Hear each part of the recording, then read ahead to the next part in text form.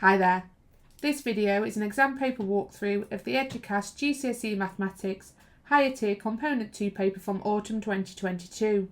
This paper is worth 120 marks in total, and this is the third video of 6. It will focus on questions 9 to 12, which account for 20 of these marks. Eduqas Component 2 papers are calculator papers, so a calculator should be used. A little disclaimer, there may be more than one way to answer a question. The methods shown in this video are not the only way some mathematical skills can be applied. Okay, let's get started.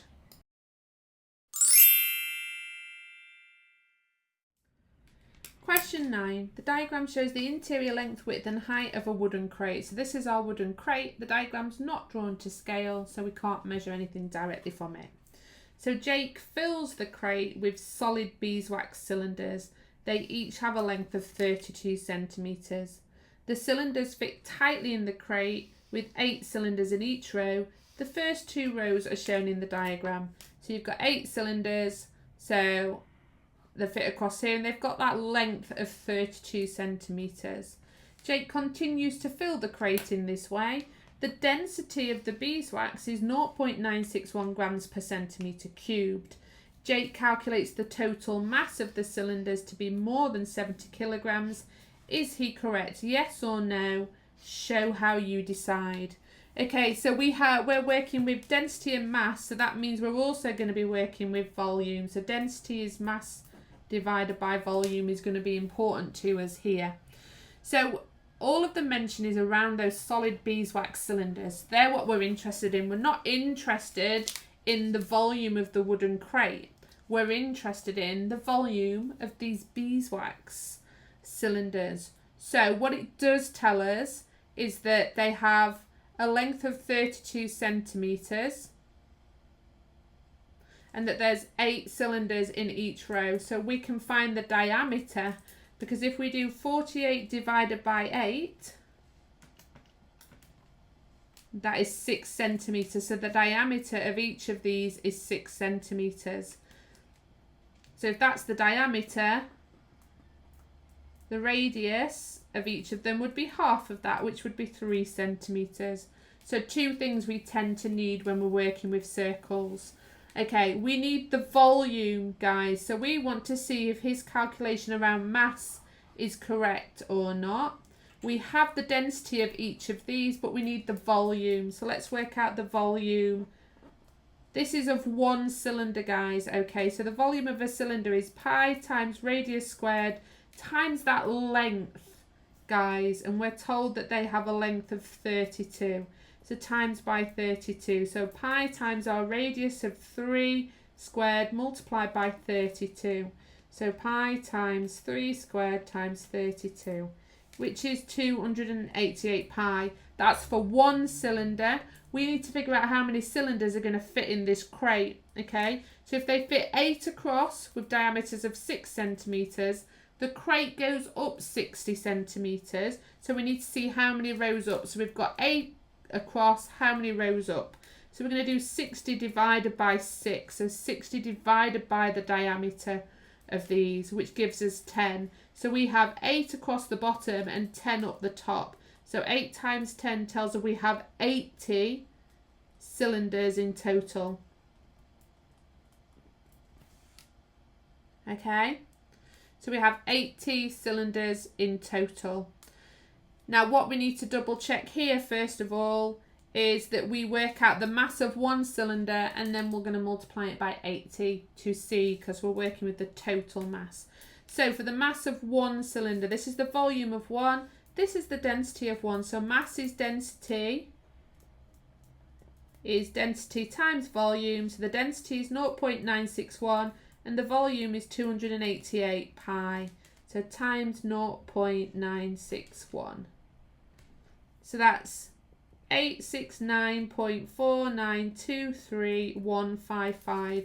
So this is the mass of one in grams. Okay. We've got 80 in total, so let's multiply this by 80. So we're going to multiply it by 80. So we have 69,559.38524 grams.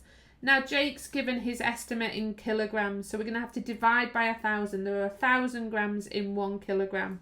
So when we divide by 1,000, we get 69.55938.524 kilograms. Let's compare this total mass with what Jake says. Jake says it's more than 70 kilograms. Well, actually 69.559 etc. is less than 70 kilograms. So Jake is not correct. Question 10. Max bought a new computer. In the first year, the value of Max's computer decreased by 19.8%. In the second year, the value of Max's computer decreased by 6.5% of its value at the end of the first year. Find the overall percentage decrease in the value of Max's computer at the end of the second year. You must show all your working out. Okay, so let's deal with the first year. So in the first year, it decreases by 19.8%. So it was 100% of the value, but then we take off 19.8% because it's decreased in value. It's got lower. So 100 take away 19.8 is 80.2%. Okay. I'm going to divide that by 100 to get it as a decimal multiplier because I like to work with those. So it's 0.802. Let's now deal with the second year. So in the second year, it decreases by 6.5%. So we'll have 100% of the value at the end of the first year, but we're decreasing by 6.5%. So we're taking that 6.5% off. 100 take away 6.5 tells me that that then becomes 93.5%. I want it to be a decimal multiplier, so I'm going to divide by 100. So that is 0.935. So for the overall percentage decrease, in the first year, we would have multiplied by 0.802. And then in the second year, we multiply by 0.935. So let's do that now. 0.802. So that is 0.74987. So that's the percentage of the computer's value that's left at the end of that second year. So we need to find the percentage decrease. So we're going to subtract that from 1 because 1 would be 100%. So 1 subtract 0.74987.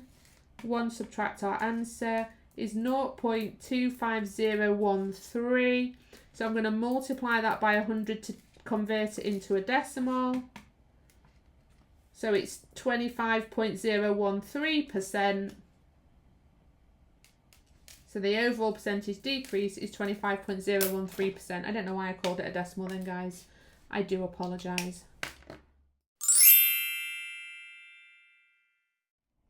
Question 11. Two groups of people, A and B. So we've got two groups of people, A and B, take part in a fun run. Everyone in the groups completes the run. The table gives a summary of the times, T minutes taken by Group A. So this is Group A's information. Part A, on the grid below, draw a box plot to represent this data.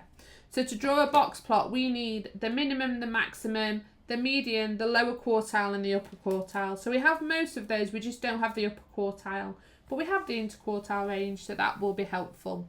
So the first thing I'm going to do is I'm going to check the scale that I'm working with here. So from 13 to 14 is 1, but there are 5 little squares there. So each square, 1 divided by 5 is 0.2. So each square is worth 0.2. It's important to note when we're plotting these things on our box plot. So the first thing I'm going to draw is the minimum at 15.2. So that's 15, and then the 0.2 is there. So that's my minimum, okay? I'm going to do my maximum at 23.2. So 23.2 is there. So I've done my minimum, I've done my maximum. I'm going to plot my lower quartile at 16.8. So that's 16.2468. And then I'm going to plot my median at 19.4. So 19.24. Keeping my lines roughly the same length. So the last thing I need to plot is my upper quartile. So the interquartile range is 4.2. So my upper quartile must be the lower quartile plus that 4.2 because that's the range between them. So 16.8 plus 4.2 is equal to 21. So I'm going to draw my upper quartile at 21. So my upper quartile and my lower quartile join to make my box part of the box plot with the median in there somewhere. And then my maximum and minimum values are attached to that box using whiskers. Okay, so those end points, those extreme values. I used a pen there, guys. You need to use a pencil just in case you make mistakes.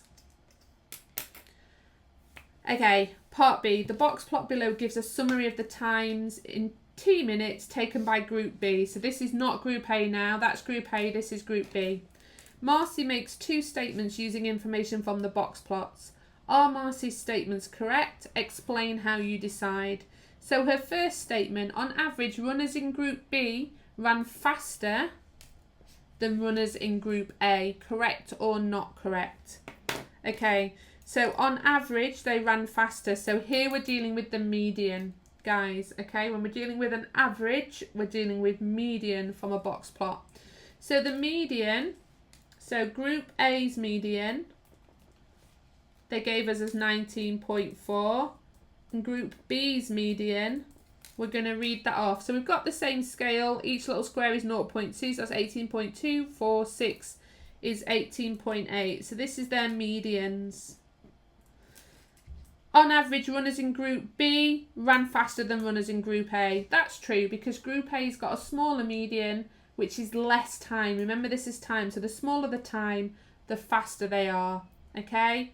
So we can say she's correct because the median for Group B is lower. Remember, we've got to give an explanation of how we decide. Let's have a look at the other statement that she's mentioned. So here she's mentioned there's a greater proportion of runners who took less than 17 minutes in Group B. Okay, so a greater proportion. So less than 17 minutes. So we're working with the lower quartile here, guys. Okay, so less than 17 minutes. So if we look at the lower quartile for A, it's slightly less than 17, but the lower quartile for B is more than 17. So she's not correct. So we're going to say not correct because Group B, their lower quartile is more than 17. We're talking less than 17. So let's talk that. The lower quartile for B is more than 17. She said less than. But the lower quartile for A is less than 17.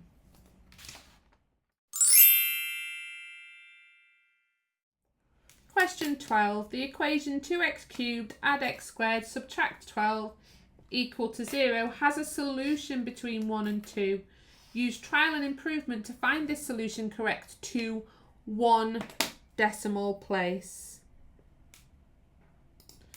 Okay, so we're going to start with the values 1 and 2, guys. Okay, so if the solution is between 1 and 2, when x is 1, so 2, 1 cubed, we're substituting in x, 1 wherever there's an x.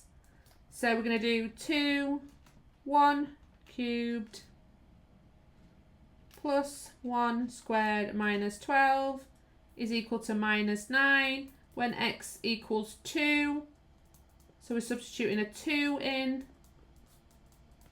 I'm going to go back an arrow through and just change that 1 to a 2. Is 8. So yes, there is a solution between 1 and 2 because we've got that sign change, but we need to figure out to 1 decimal place what that solution's going to be. Okay, so we're going to go in the middle of these two now. So when x equals 1.5.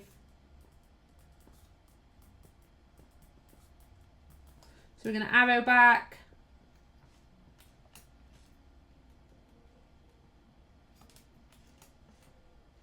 So this is -3. So we're getting closer to 0 here. So let's try 1.6. So this is a great thing about these calculators, guys. If you remember what it is that you are substituting, you can just go back and change it. So, right, okay. So I'm going to go in the middle of these two now. So let's go with x equals 1.55.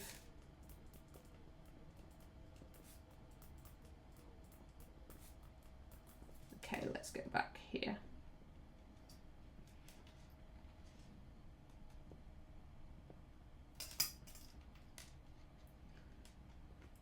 So it's minus 2.14975. Okay, what about when x equals 1.7?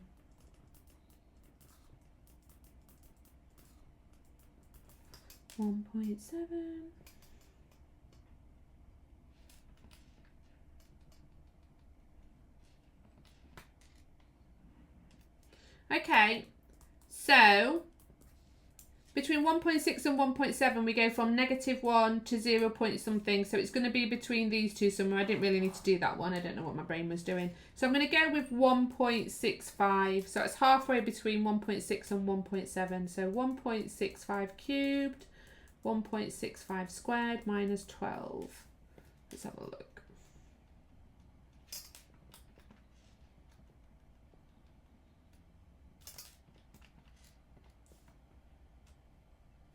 So we are getting closer here.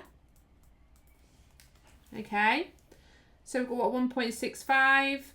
So between there, so let's go with 1.75.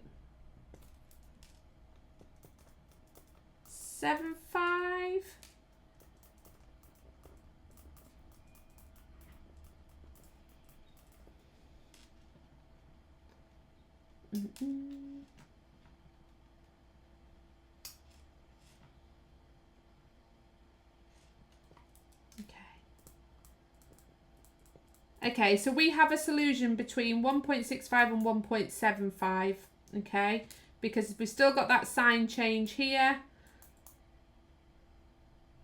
So to 1 decimal place,